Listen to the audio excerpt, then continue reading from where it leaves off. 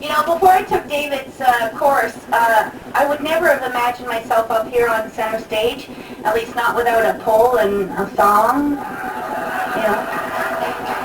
But anyways, I'm bipolar, and I really hate it that my moods swing and swing and swing.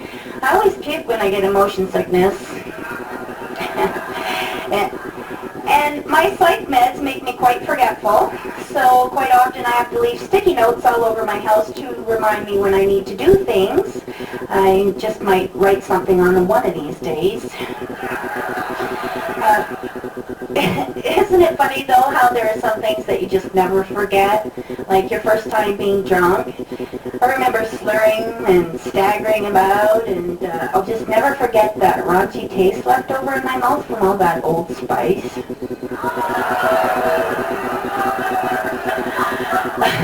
I also remember my first trip to the psych ward. I was 15 years old, and yes, there was a lot of kicking and screaming until they gave my dad a tranquilizer.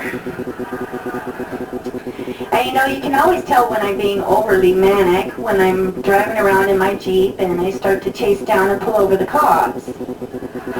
They really don't like my outrageous fines. Not at all. And you know, my spontaneity really confuses the hell out of my husband, especially when he wakes up in the morning to find that I've moved. Again. Anyways, I really love the outdoors, and so I try to go camping as often as I can. And it really makes my landlord angry, though. He says it ruins his nice lawn. And especially when the fire trucks show up to put out my bonfire.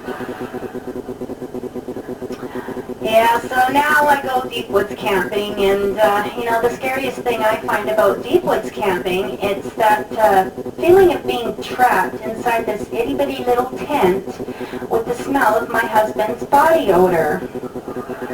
I mean, who can sleep knowing that grizzly bears are attracted to the smell of dead, rotting things?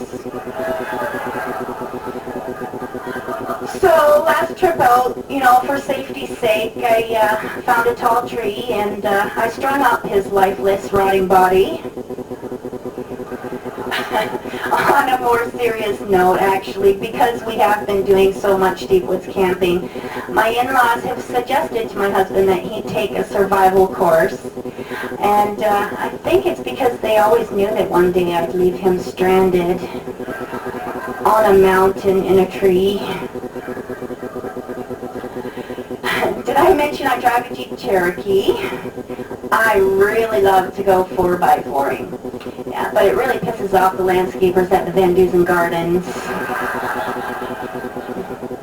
And recently I went to see my oldest son play in his band, and it was an upbeat bar, and wow, did I ever feel out of place. I mean, I was the only one there with just 2 piercings. Yeah, and they kept staring at me when I joined in the mosh pit. I mean, I never knew that they had never seen anybody actually do the twist before. And I guess you could say I was feeling behind the times, you know. I thought it was still fashionable to show up high on acid. But as I found out, the drug of choice these days is some pill named ecstasy, and some idiot offered me one for, you know, $5 a hit, and I declined, laughing in his face. And my psych meds are so much better and paid for by the government.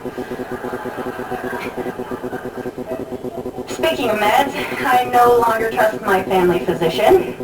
He diagnosed me with having chronic asthma. As it turns out, all I had was a smoking disorder. Yeah. So I stopped having campfires inside my tent.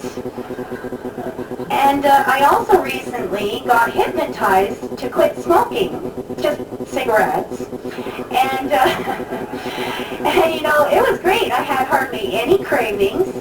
And the only undesirable side effect that I really noticed was that when somebody asked me if I wanted a cigarette, I would start to strut around and cluck like a chicken, which my youngest son took full advantage of. By the way, did you know that quitting smoking is the first step to any successful divorce? Yes. Does anybody know what step number 2 is? Go to the mountains, find a tall tree,